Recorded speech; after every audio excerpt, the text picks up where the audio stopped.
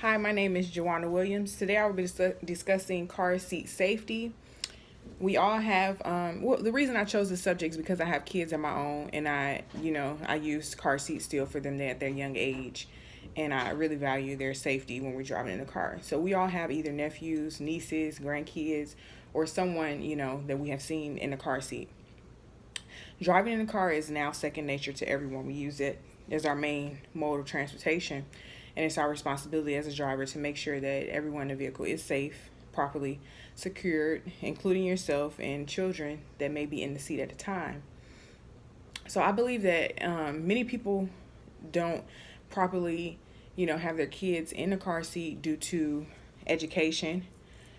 Um, and I've seen, on a day-to-day basis, driving around, kids are not in a car seat, or they're either in someone's lap, or they're in the car seat and not properly strapped in, like you can see them sitting forward, and that's not very safe at all. So I have my own experiences as well that I can attest to, and then we'll discuss. So according to Safe Kids Worldwide 2016, I have a few facts about safety in cars. Facts about safety in cars. So the first one is road injuries are the leading cause of preventable deaths and injuries to children in the United States. Secondly, correctly used child safety seats can reduce the risk of death by as much as 71%. And thirdly, 3 out of 4 car seats are not used or installed correctly. So after reading these facts, it makes me wonder, what's the real issue with car seat safety? Is it education, or is it that someone can't afford the car seat, or they probably, just not installing it properly? Maybe they don't have the strength to tighten the straps as tight as they think they should be. So, or it could be maybe they turn the seat around, too soon, or they have a baby that's still too young in a car seat that's too big for them, and which is not good. They have to fit in it properly. From personal experience, with my oldest and with my daughter, I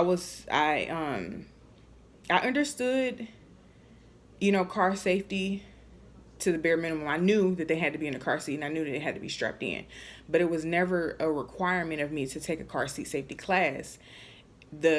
Upon discharge, I remember the nurses making sure that I had a car seat and that I left with my child in the car seat, but it was nothing along the lines making sure I knew how to properly install it into my car or properly strap my child in. So I had that knowledge, that basic knowledge, from the manual's instruction, and of course from my mom helping me with that as well. So another experience that I had was, my kids, they get to that stage, well, anyone that has kids, they get to that stage where they're very independent, and they want to do everything for themselves, brushing their teeth, eating on their own, and even strapping their car seat buckles.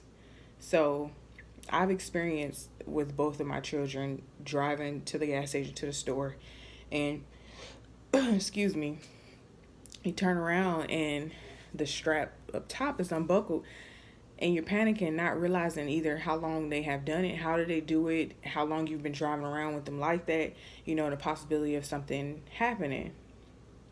So, when I experienced those type of things, I did my own research because I wanted to make sure I had my straps tight enough so that they couldn't get out of that, and also that I explained to them on a level that they could understand the importance of car seat safety and, how it should feel on them. So, yeah, I was panicking, but I found a few here at the local hospital. Actually, they have it to where you can bring in your car seat, and they do checks for you for free. And they also have free installation education classes, is what it says on the hospital site. Yes. Also, through the CDC site, they have links where you can locate car seat inspection stations, and that's totally free. So a lot of people don't know, the research that's out and that's available for them. So you just have to look.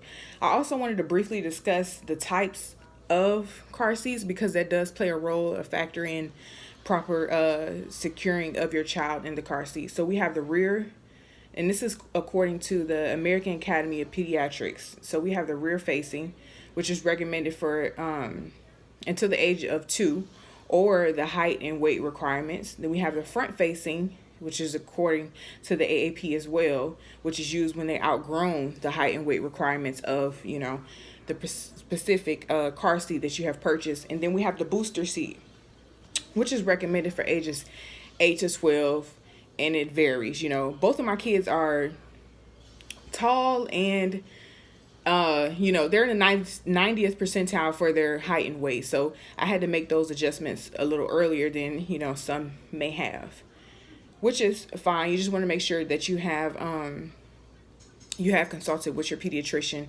and you make sure that it's the proper car seat that they can fit in it, when they grow out of it as well. So I do have my daughter's car seat here, so we can take a look at it. I'm just going to go over a few points that I did research as well. So first, whenever you're adjusting the car seat to your child, you want to make sure that they don't have on any thick clothing, because that'll make the car seat straps not fit properly. And the straps should go, these here should go across the chest area, not the stomach, because if you get into a car accident, you're not protecting those organs down there. And then you also want to make sure the straps that hook to the car are properly installed as well. And sometimes if you need help, you can ask, because I personally tend not to tighten those straps as tight as I should, and I have my husband, do that for me, which helps. Or you can take it somewhere and let them check that for you. So you want to make sure you have these, aligned with the armpits, and have these, strapped in tightly.